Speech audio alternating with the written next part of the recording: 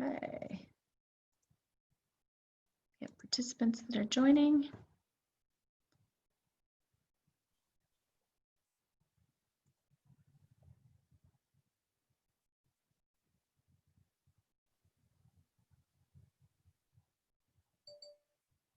Do you hear that? The ting and all? Yeah.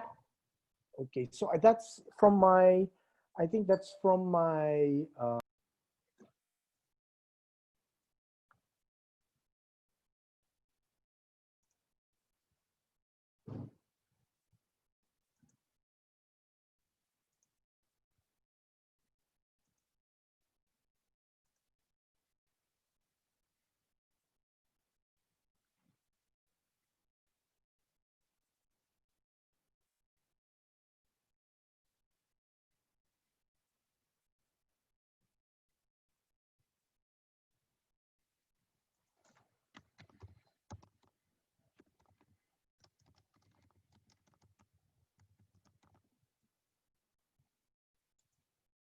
Okay.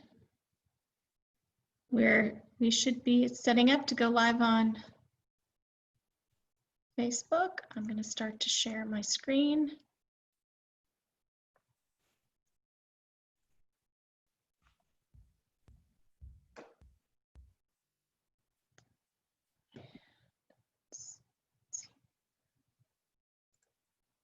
Not that.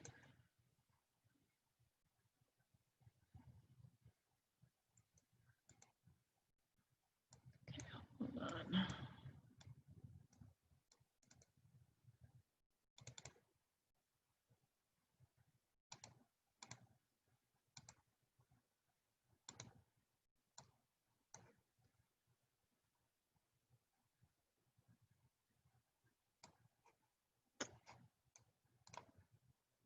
Okay, Lonnie, can you guys see Dr. D, the full screen without like without our faces, like without, can you guys see it okay? Yeah, I can see it okay. Okay, I can perfect. see it too. I think we're Wonderful. good. We are good. All right, well, thank you everyone for joining us this evening. I'm Lisa Valerio and I'm the founder of the Phoenicia Foundation. And I am really honored to introduce Dr. Francis Dimalanta, and I'm going to give you a little bit of background about Dr. Dimalanta, and then after I'm done with that, then Lonnie's going to give you a little background on Phoenicia, and then we'll have Dr. Dimalanta go through our second, this is number 2 of our series around the importance of play. So you know, our speaker this evening has many facets and many interests in his life. And he's on so many committees, as you all know, with many major events and so many that we can't even name. He's mastered the art of multitasking, but one of his greatest challenges to date is being a Phil Pediatrics Society Board of Trustees and the head of the PSCAP Task Force on Mental Health for Children and Youth. Through his maneuvering and through weaving partnerships, the task force has managed to engage all 12 PPS chapters nationwide for the rollout of a module for pediatricians on mental health. They are now currently working on a module for parents and educators. He obtained his medical degree at EURMMC, internship in pediatric residence at St. Luke's Medical Center, fellowship in developmental behavioral pediatrics at UP-PGH. He pursued his international fellowship and clinical observership in various developmental pediatric centers in the US, including the Children's Hospital of Boston of Harvard Medical School and Cornell University. He is a fellow and member of the Board of Trustees of DBP, try to say that really fast 3 times, and currently is the head of a section of the developmental and behavioral pediatrics of 2 St. Luke's medical centers. Among his many advocacies, closest to his heart is putting A Child's Dream Foundation in Baguio City since 2003, and putting that up and joining us as an advisory board member of the Phoenicia Foundation that was formed over 5 years ago. And he's been on our board for over 3 years. So please give us him a big warm welcome. And we are just, as you can imagine, so honored and just have so much fun working with Dr. Dimalanta and being able to provide, resources and services to families who those may not be able to have the resources and at their fingertips. So with that, I'm going to, again, big welcome, Dr. Dimalanta. Always an honor to be able to partner and work with you. And I'm going to hand it over to my fellow partner, Lonnie Hessen, who is the co-founder of Phoenicia Foundation with us. So welcome, Lonnie. Thanks, everyone. Hi, I'm Lonnie Hessen. I am the co-founder of the Phoenicia Foundation with Lisa, my dear friend. And we are, as Lisa mentioned, delighted, honored, and overjoyed to have Dr. Dimalanta as part of our team and here with us this evening. And we founded the Phoenicia Foundation because we have a mutual passion for families and children, and we want for all families and all children to thrive. So we decided as a group to really focus on working with families who may not be able to, as Lisa mentioned, access resources. We're really passionate about children with developmental disabilities specifically. Lisa is the mother to a wonderful young man, Nathan, who is autistic, and that is he's our guiding star. Nathan is our guiding star for Phoenicia. And because Nathan and his dad's side of the family are all from the Philippines, that's why we are so lucky and so fortunate to be able to do our work in the Philippines. So we, this year, because of COVID, have not been able to travel in person to the Philippines, and we miss you all terribly. So we've decided to help in another way and to reach families, teachers, caregivers, and everybody who's here by doing webinars. So that is our outreach this year, and we are so happy to be here this evening as a foundation, and we're very happy to have many of our board members with us. We have Eric Elliott, who's a licensed educational psychologist here in San Francisco, who'll be answering your questions. And I know we also have one of our wonderful volunteers, Rafi Garcia, here, either participating as a panelist or maybe watching. But anyway, we're happy to have many of our Phoenicia Foundation members here. And Dr. Dimalanta, we're so excited to hear about this next section in play that is specific to sports. So take it away, dear colleague, dear friend. Thank you very much, Lani and Lisa. So I'm excited, as both of you are. And as you mentioned earlier, this is the second of a series of 6 talks. And we started out last week for the prescription for play in our efforts to bring back play into the lives of children. It was launched last week to commemorate the 17th birthday of Nathan. So it was a kickoff. And I hope that you will be with us in the succeeding parts. Okay, next slide, please. I'd like to start with a prayer. Lord, let me be the change I want to see, to do with strength and wisdom all that needs to be done and become the hope that I can be.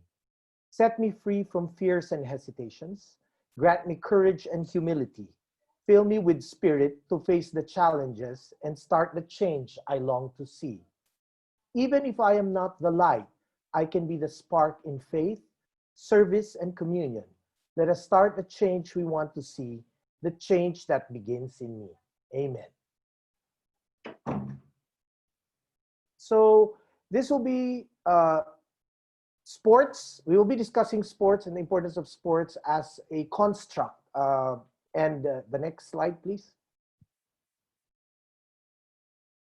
We will give you the important reasons why children should take up sports, the guidelines for children and the youth, importance of sports for children with disabilities, because we cannot not include them, and how to keep our children active during this pandemic.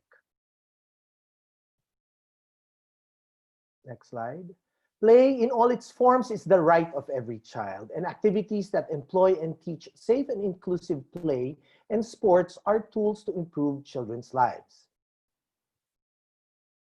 Children throughout the world are naturally drawn to sports and play, and they can engage all children, even the poorest and the most marginalized, to have fun and enjoy their childhood. Throughout the life of a child, sports and play can be valuable tools to promote health and prevent disease, both through sports itself and through the participatory act of watching others play, with the associated communication, education, and social interaction that games will produce. Sport encourages and improves physical fitness and reduction of childhood obesity, which is actually one of the most serious public health challenges of this 21st century. So what could 10 very important reasons why children should take up sports?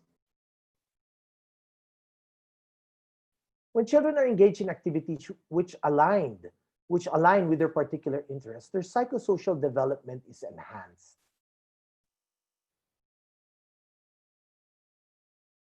They not only learn a variety of useful skills, they learn to express themselves. They go on a journey of self-discovery and grow into adulthood with an authentic set of characteristics and values. So first, being a person on a sports team will provide children with a new social circle outside of school, an opportunity for making new friendships, which will last probably their whole lifetime. Being involved in a sport teaches valuable lessons in teamwork, such as putting yourself in second place for the benefit of the whole team. And all of this will give a child a sense of togetherness and belonging. Second, learning to accept and cope with defeat is an important lesson in life. So the nature of sports is such that there is always a winner and a loser. And the experience of being one or the other is a valuable one.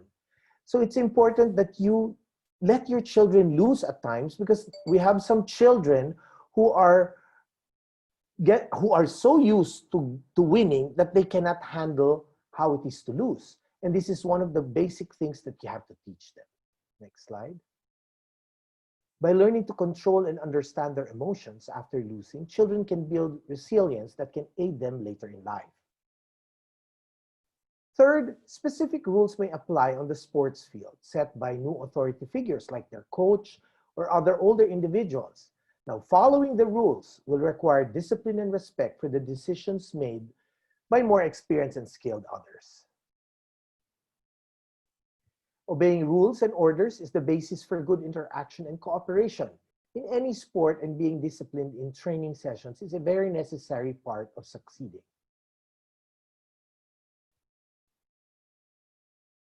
Constructive criticism is a big part of sports and the main ingredient for developing the necessary skills. Children will learn to respect those in authority, even when they don't agree with them, as they see their skills developing and improving. Fourth, through competition, children can develop the motivation to improve and avoid defeat. By working hard at every practice and staying focused on their goal, children build persistence and learn the importance of patience. And in the end, they will realize that hard work will pay off. This translates to life in general. When you set out to accomplish something, it requires dedication and persistence over a long period of time. They tend to apply the same principles of dedication, persistence, and patience, and they learn through sports to the school environment. Sports are able to advance educational aspirations of children and create pathways to educational success. Fifth, participation in sports can be beneficial for children's self-esteem and confidence, even though they may not necessarily be good at it. And one thing we know is that if there's one thing you want to buy for your children, but you can't, it's self-esteem. Hence, we should not be praising them falsely that you're so good, ang galing-galing mo, pero actually it's not. We can actually say, we need more practice so you can be able to do this in the future. Next. Words of praise from coaches for successfully finishing a workout or winning a game. High fives from teammates after a great team action, or just having something of their own that will help them build their own identity, are all ways of building trust in their own abilities and developing a feeling of confidence. It is also important for children to focus on how much they enjoy playing a particular sport and not whether they will win or lose a game. If they became overly competitive and their self-esteem only depends on winning, they risk losing self-confidence. Parents have an important role in encouraging children to play sports for fun and enjoyment and not necessarily for winning every single game. Physical activity will also benefit the body and overall health, so it is not surprising that one study found out that girls reportedly have greater acceptance of their body image when they played sports. So eighth would be sports are generally a positive emotional experience. Why so? Because when you engage in sports, it releases some hormones, the happy hormones that will keep you sustained throughout the day. And engaging in sports practices will leave children feeling better afterward. Doing something they love and enjoy regularly will provide children with more energy and a lasting feeling of well-being. Sports can not only be a protective factor for certain clinical mental health disorders such as depression, but also guard against a range of risky behaviors prevalent in the adolescent stage, such as tobacco or illegal substance use.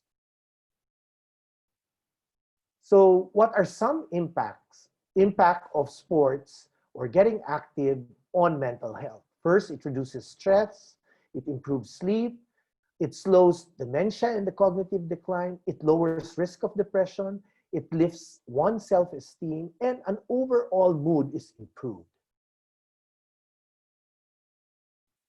Ninth would be research has shown that children who engage in more vigorous physical activity have more muscle and less body fat. That's why I think I need to engage in more sports activities. And participating in a physical activity in sports will tend to reduce the risk of being overweight. And finally, it builds a healthy heart.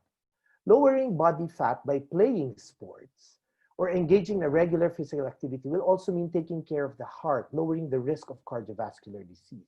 And it is important to bear in mind that following good eating habits, there's less sugar, less soda, is also crucial for maintaining a healthy heart and a fit body. Lastly, it would be engaging in a vigorous physical activity over a sustained period of time can improve your bone mineral density, especially among girls. So, physically active children will usually grow up to be physically active adults. What they have to start, if anyone learns a sport before 6 years old, this is the making of all our Olympic gold medalists. They learn their sport before that age. Why? It represents an excellent way of preventing several chronic diseases such as heart disease, obesity, osteoporosis. So getting involved in sports in childhood is a key element in developing and maintaining good health and promoting longevity.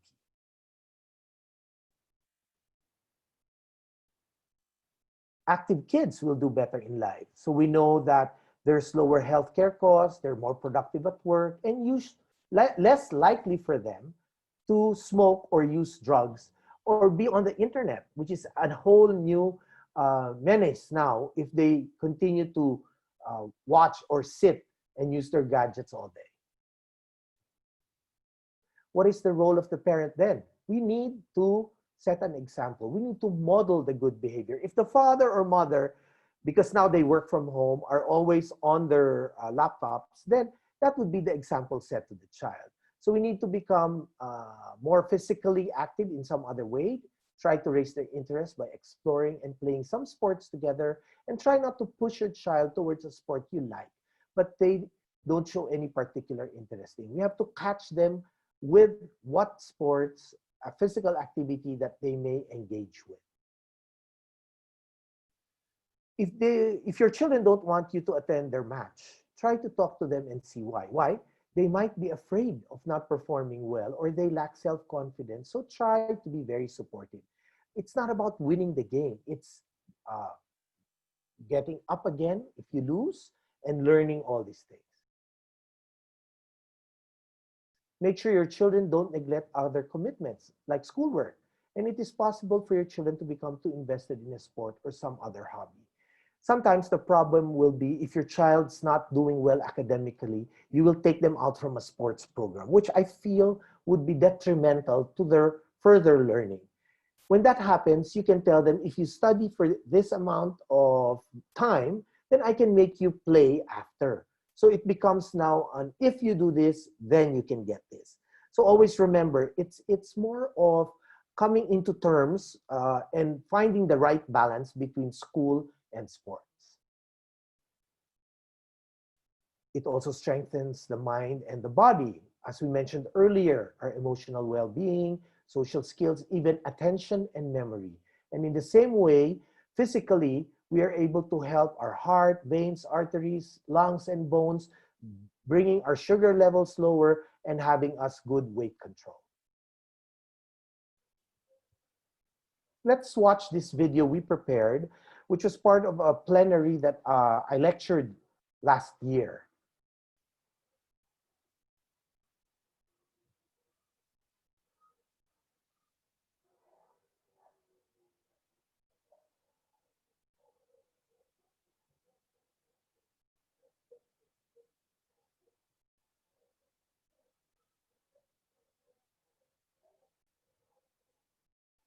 I think the audio isn't working, but just keep on watching because these were our Olympic gold medalists here in the Philippines. Just continue. And hopefully for our recording, we will be able to fix this because this was embedded in the lecture.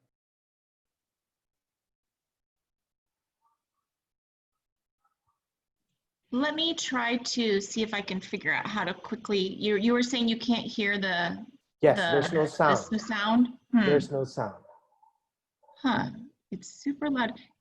On my end, I think there's, anybody have a way, or Lonnie or Eric have a, wonder Generally why. speaking, Lisa, you would have to share computer audio while you share, like as you're going to share the presentation, you have to click on the button that says share computer audio. So you might have to like go out and then re-share, which we may or may not want to do. Okay. In Zoom, when you start to share the presentation. Yeah, I can do a quick stop and then I'll reshare and see if that'll. It should do it if you share computer audio. I'm doing the share screen. Share computer sound. There we go. Let's try that again. Sorry, folks. No problem. All right, let's try this again.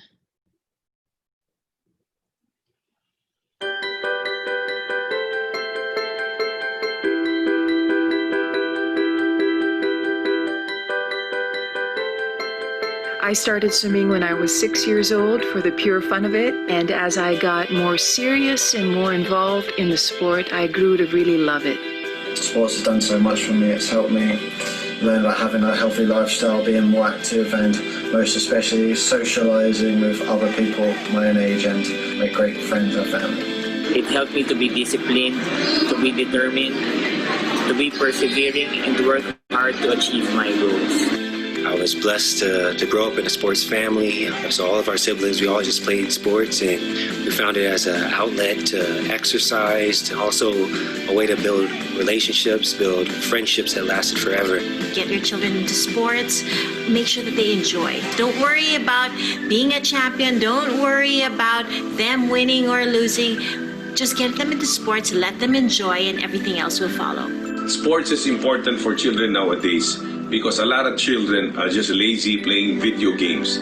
They don't know the things that sports can give them, like building up their character, building up their perseverance, indomitable spirit, etiquette, humility, all those qualities you need eventually in life. Sports is very important for all the youth and children, especially of today, to help them discover a lot of things about themselves.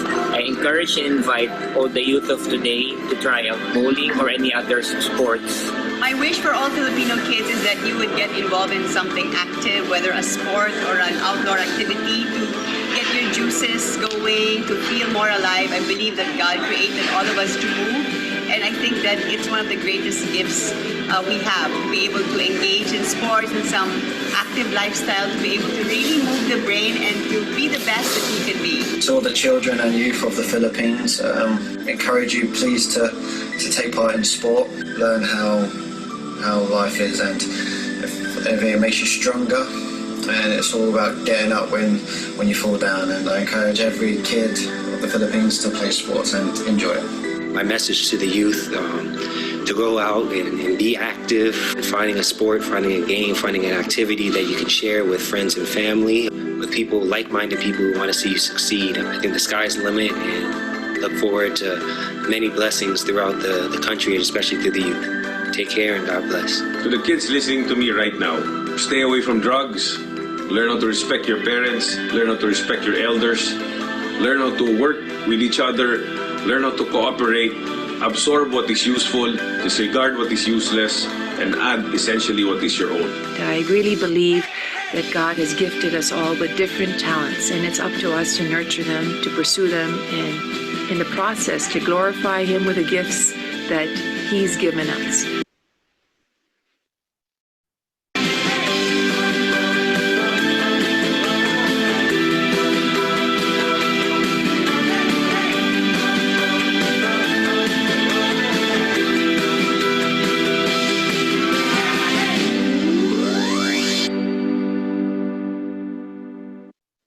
So with that, I hope you were inspired that all those Olympic gold medalists have talked about the benefits of learning sports. So maybe the question now would be, how much physical activity should children and young people ages 5 to 18 do to keep healthy? Even babies. Next slide. So there are two types of physical activities: aerobic exercises and exercises to strengthen their muscles and bones. Children at this age should aim for an average of at least 60 minutes of moderate intensity physical activity a day across the week. So 1 hour is all we're asking for. And taking part in a variety of types and intensities of physical activities across the week to develop movement skills, muscles, and bones. Reduce the time spent sitting or lying down and breaking up long periods of not moving with some activity. So since we are back into online teaching, it would be good to put a break, either 30 minutes in the morning, 30 minutes in the afternoon, and all activities should be able to make one breathe faster and feel warmer. Next. Now, what are moderate intensity activities? This will raise your heart rate, make you breathe faster, and feel warmer. And one way to tell if you're working at a moderate intensity level, if you can still talk, but you're not able to sing. What are some examples? Walking to school, which apparently we cannot do now, playground activities, riding a scooter, skateboarding, rollerblading, even a simple act of walking your dog and cycling on level ground or ground with a few hills would be moderate intensity activities. What activities will strengthen muscles and bones? Simple things again: walking, running, skipping rope, swinging on playground equipment, gymnastics, climbing up the stairs, sit-ups, basketball, dance, football. There are many sports activities that can do this. Next slide, please. Okay, so for young children, we need to be physically active. We need to sit less and move more. And let's also remember to even stand up from a sitting position, even parents, while you're working from home, because our tendency is to sit for like 8 hours straight. It would be good for us to remember every 20 minutes to stand up, look out for 20 feet and for about 20 seconds and rest our eyes. Next. Now, how about for those under 5 years? Being physically active every day is important for the healthy growth of babies, toddlers, and preschoolers. And for this, any intensity of the activity should be encouraged, including light activity and more energetic physical play. Next. Under 1 year, they should be encouraged to be active. Remember, during the first year of life, it's the gross motor skills we're looking at. So a baby has to roll over before they can sit up, before they can crawl, before they can stand up, walk, and run. If they're not yet crawling, encourage them to be physically active by reaching and grasping, pulling pushing, okay, moving their head. That's why we don't like babies being carried all the time. Put them on their tummy, make them belly crawl, and try to include at least 30 minutes of this spread throughout the day when they're awake.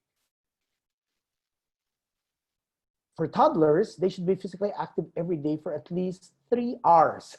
That's a tall order, right? They should be spread throughout the day because 180 minutes will include light activities, standing up, moving around, rolling and playing, as well as more energetic activities like skipping, hopping, running, jumping, but not on the bed. Your beds are not trampolines, so they should not be on your beds jumping up and down. Next. They can use climbing frame, riding bike, playing in water, chasing games, okay? And it's the best way for this age group to get moving. Next. For 3 to 4 years old, they should also spend at least 180 minutes doing a variety of physical activities and 60 minutes of moderate to vigorous intensity activity. Under 5, they should not be inactive for long periods except when they're asleep. So watching TV, traveling by car on a device for long periods are not good for a child's health and development. The American Academy of Pediatrics has said no gadgets age 2 and below. And for children 2 years old to 6 years old, it's just 1 hour a day. And you can make this 30 minutes in the morning, 30 minutes in the afternoon. All children under 5 who are overweight can improve their health by meeting the activity guidelines, even if their weight will not change. What are some of the physical activity ideas for children under 5? It's written here. Playing with blocks, messy play. Let's not concern ourselves with being very clean. Okay, children need to touch to be able to learn. So doing all these activities are things you can choose from. Next. So again, aim for at least 3 hours across every day, move more, sit less, and let's all play together. Next slide. Now, what's the importance of sports for children with disabilities? We have already done a lot of advocacies for acceptance, and now we're moving towards inclusion and family empowerment. Next slide. So scientific research has demonstrated repeatedly that PE can enhance academic performance and cognitive function. Hence, for children with special needs, it's valuable for so many reasons. 1, it provides an opportunity to build collaborative and social skills. It teaches individuals how to focus on specific goals and be able to overcome obstacles. Parents and teachers are encouraged to find creative ways to implement reasonable accommodations to ensure that all students with special needs can be successful in physical education and school environment. Disabilities in children can range from intellectual disabilities, cerebral palsy, physical infirmities, seizures, autism, visual hearing impairment, ADHD, learning disorders, and multiple disabilities. And all of these children can play. Why? Because sports is the birthright of every child with or without a disability. Disabled children need to play as much as their non-disabled peers. Indeed, the benefits of physical activity will prove to be far greater for disabled children. That's why here in the Philippines, also in the States, I think we put up the Special Olympics, which has gained a lot of followers. Sports will help children with special needs understand their bodies better, control their physical and mental balance, and prepare them to accept the moral virtues of sportsmanship and equality. The inherent structure of sports, with its organization and rules, can be used as a learning tool for introducing and practicing self-regulation and decision-making skills. What else does this help us with? Various kinds of sports activities. Improvements can be seen in muscle strength, coordination, flexibility, leading to better body balance. Improved involvement in sports will improve stamina, cardiovascular efficiency, and possibly increasing life expectancy. Also, with participation in extracurricular sports activities will help them overcome this obstacle, providing them with ability to engage in social interactions, making friends, and initiating social skills.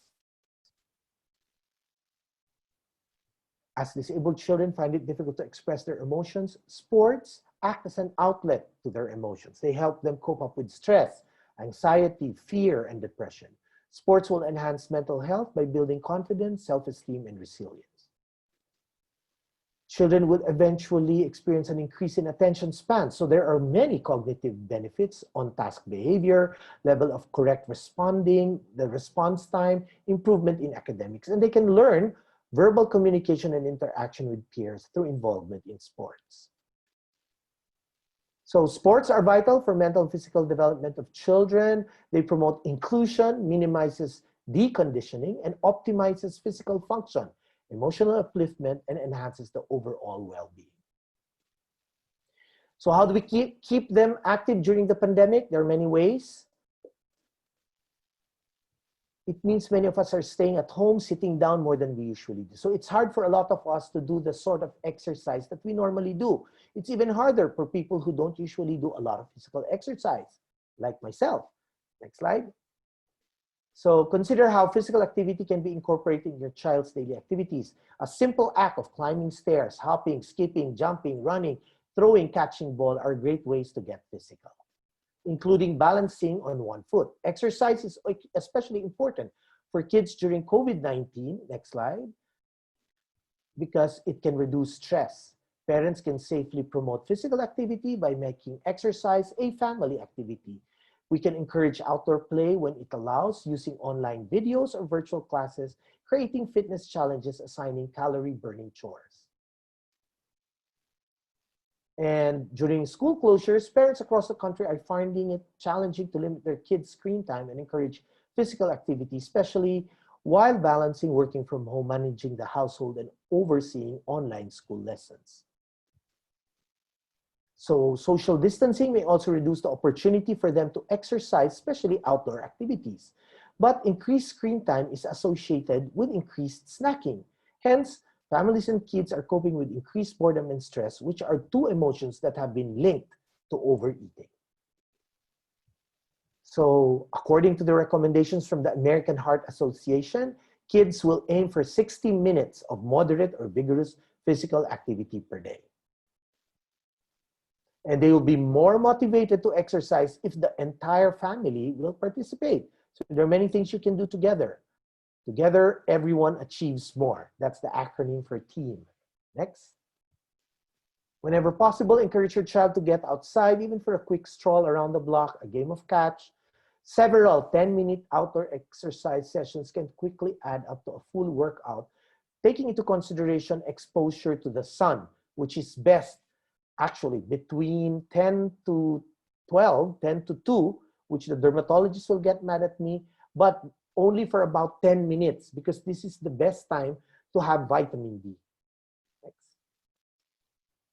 Many online services offer exercise videos, so many sports clubs and other community organizations have on-demand virtual fitness content for kids.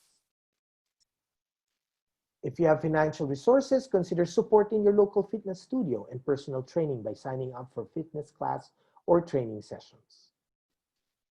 Work with your child to set an age-appropriate exercise goal, like 5 bike rides per week, 50 push-ups in a row, even the mere movement of your arms 100 times and your legs for 50 times can be helpful. Chores, such as, well, mowing the lawn, working the garden, washing the car, helping you out with the laundry are excellent opportunities to build muscles. Consider assigning your kids age-appropriate jobs that will double duty by helping you accomplish your household tasks. When combined with a healthy diet, regular physical activity can help kids to stay fit while school is closed, and taking steps to minimize your child's risk factors for childhood obesity during COVID-19 and all year long will lay the foundation for a lifetime of good health. So there's a game plan that you can actually come up with. Next slide.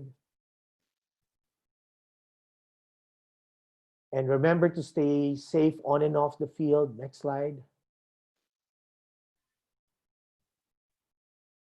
And how do we keep youth athletes safe? Next slide. A checklist for coaches is here, made available. Next slide.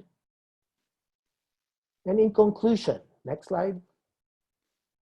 Play is not only a child's inalienable right, it also influences physical, social, emotional, and cognitive development. Sport plays an important role in improving physical and mental health and fostering active citizenship and social inclusion. There's evidence that sports and play enhance child development and learning and encourage better academic performance.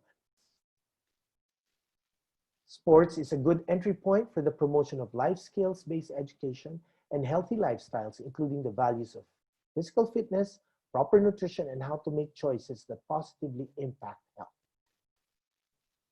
So I'd like to end with two quotes. All that kids need is a little help, a little hope, and someone who believes in them. And final slide. It's not how big you are, it's how big you play. Thank you very much.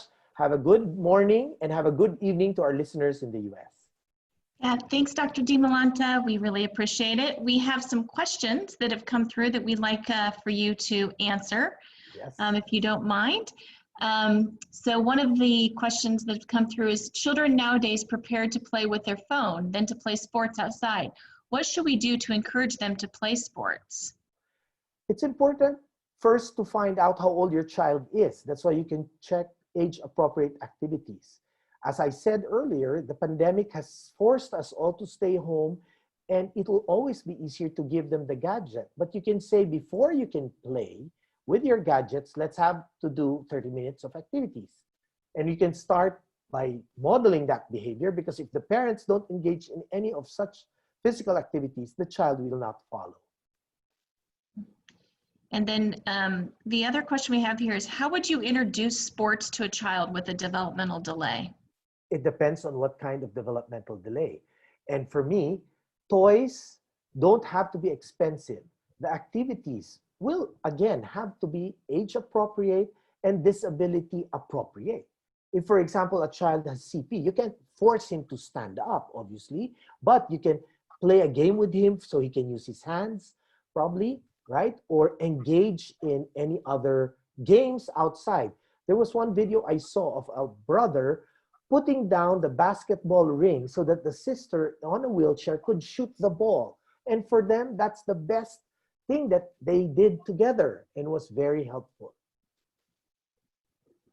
Another question that we have here is, yes, sports is vital to human being to sustain healthy lifestyle, but it's very crucial to our kids nowadays, especially as we're facing this unprecedented COVID-19. My question is there any precautionary measures to let our kids in doing sports safely, particularly that would normally happen in school?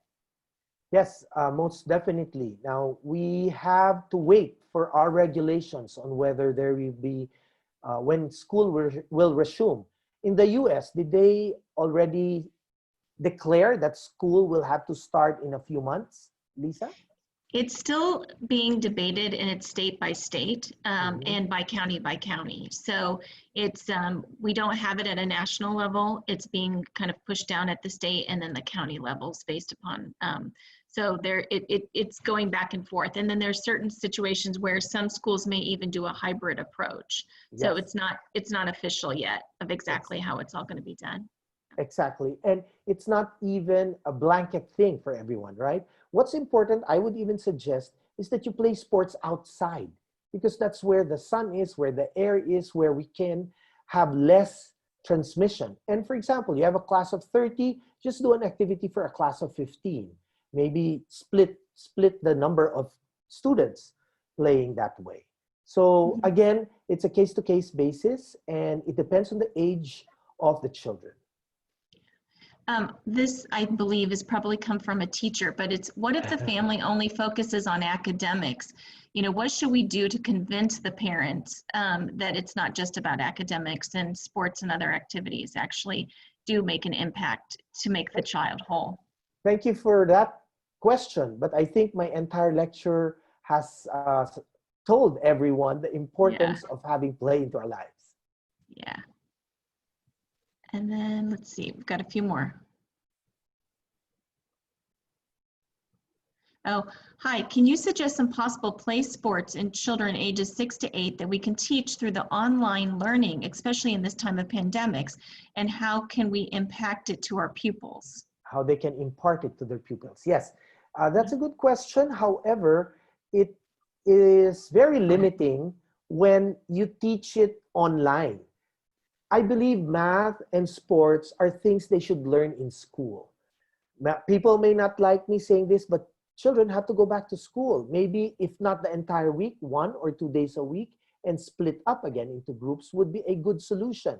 For as long as they wash their hands, they practice good hygienic measures, right? Wear their masks. It's important for us to follow what our parents and grandparents have always told us. Wash our hands before eating, before touching anything. And let us not touch our face. They even said that even if I dip my hand in a pail of COVID, for as long as I don't touch my face, I'll be safe. So that's the thing we're saying. And we cannot live in constant fear and anxiety. But it's really sad we have a virus that we can't predict how it will be, how it will affect others more than the others. So let's all practice safe practices and stay healthy. And having specific activities for these age groups are what we pointed out earlier again in our lecture, which I believe, Lisa, you said will be available as a recording for all those who may not have caught on earlier. Yep, yes. And it'll be on the Phoenixia Facebook page. It'll also be on YouTube, and the links will stay there live. I think we have 2 more questions here. Yes. Yeah. Hi, can you suggest some possible play sport? Oh, I think we covered that one. It's this next one. In the Philippine context, how important is play in a child that has no equal opportunity to engage in sports due to young responsibility, due to labor for their family to survive? It's a very significant question, but all I'm asking is about 15 minutes, 30 minutes of allowing them to play. Yes, they have to work for the family to survive. We have now, as I would say it, we're in the second, going to the third phase of this pandemic. The first one was the physical pandemic, wherein we had to learn about the disease. The second one that we're going through now is a financial crisis that everyone is facing. And the third one, which we have to look out for, is the mental health, a silent pandemic that's forthcoming if we do not take care of our children, watching out for signs for them, which again may be a different lecture altogether. So Lonnie has a few things to add to that. Lonnie, please come in. Sure. I would agree that, so I'm an occupational therapist, just to give you a little background as to why Dr. Dimalanta has maybe asked me to weigh in on this question. I'm a pediatric occupational therapist, and I think what you might be asking for is a little bit of support in the idea that it really doesn't have to be a lot of time that we're spending every day doing physical activity. It can be really in short bursts, 15 minutes, or, 30 if you can manage it. And, of course, it's going to vary from day to day in terms of what success looks like. So maybe one day you get 10 minutes in and the next day you get 30 minutes in. That's okay. It's all okay. But do understand that what, we think of when, I didn't realize I didn't have my camera on. Yes. Hi. That we think of, when it comes to family survival is also health, right? We're thinking of the health of the family. So we really need to put in that physical activity in order to survive and thrive, right? Not only survive, but also to thrive. So hopefully that helped with a little bit of context there, Dr. Dimalanta. Yes, very well. And as they said, it's okay not to be okay. I think people have to remember that, even for parents, especially so because they all work from home. They're pressured to think of activities for their children. And we have to remember to take care of ourselves before we can take care of others. Yeah, That's I would just, and I would just say, this is given even us as our immediate family. I have a son who needs has a lot of energy, likes to be moving. And so, we did do exactly what Dr. Dimalanta said, and we now take a family walk every evening together, and we take that break. And then the other thing that we've learned is yoga. There's a great, you can find this online. It's free. It's, for all ages. It's called Yoga Gorilla or something, Gorilla Yoga. you know, we're learning just those basic, you know, yoga things. And so any parent who even, you know, is working a lot and needing to survive, you know, you can all do that as a family right before you sleep.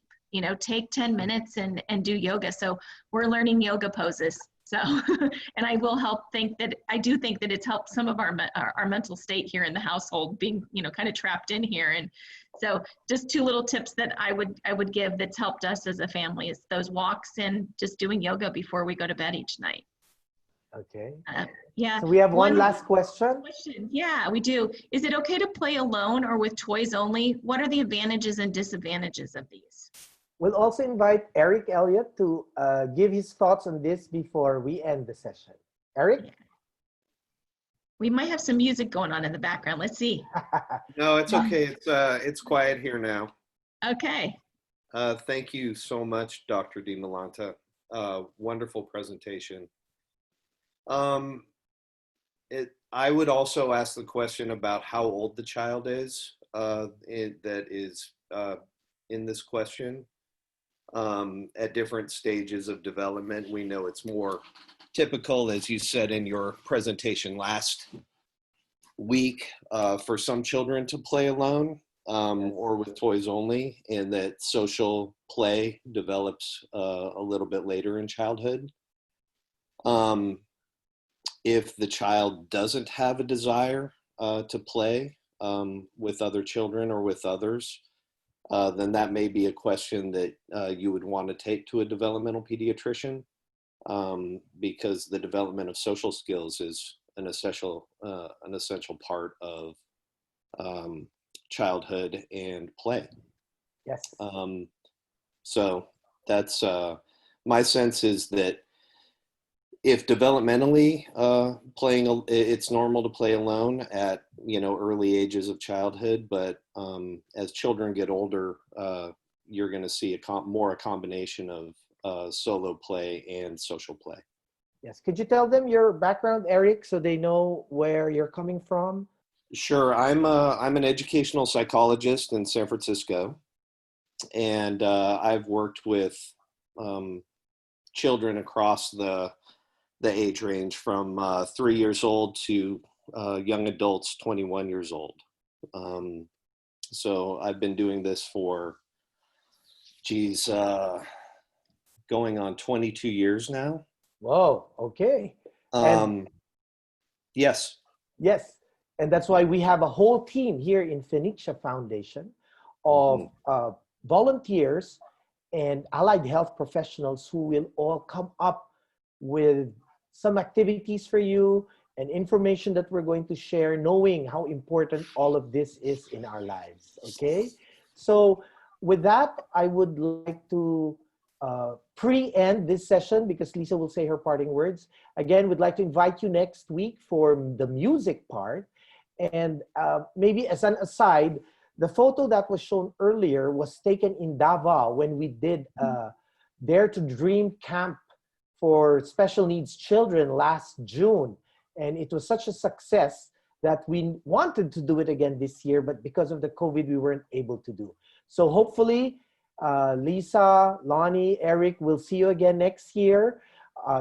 COVID allowing us, this is the time when we cannot be positive about it or to have a positive test, but we still have to keep our positive attitude. So everyone, let's remember to keep praying, to keep our faith, to have family with us, doing things together and playing. Thank you. Have a good morning, Filipinos. Good evening to our American friends. Yeah, thank you, Dr. Dimalanta. And we really look forward to next week and having you come back. And the M stands for music. So we look forward to hearing all about music next week. And then those of you who are listening also, I'll be sending out an invite. We have Eric Elliott, who was just speaking, our educational psychologist, on the 29th, July 29th, which will be July 30th in the US.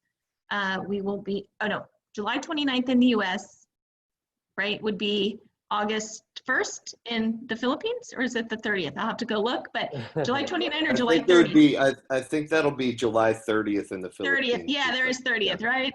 Yeah, so 29th US, 30th Philippines, and we'll be talking about the psychoeducational importance of scheduling. So mark your calendars, and an invite will be coming out also on Facebook here shortly this evening. So thank you, everyone, and we look forward to seeing you all next week. Have a great evening and a great morning. Take care, everyone. Thank you. Bye-bye. Thank you. Bye-bye. Bye.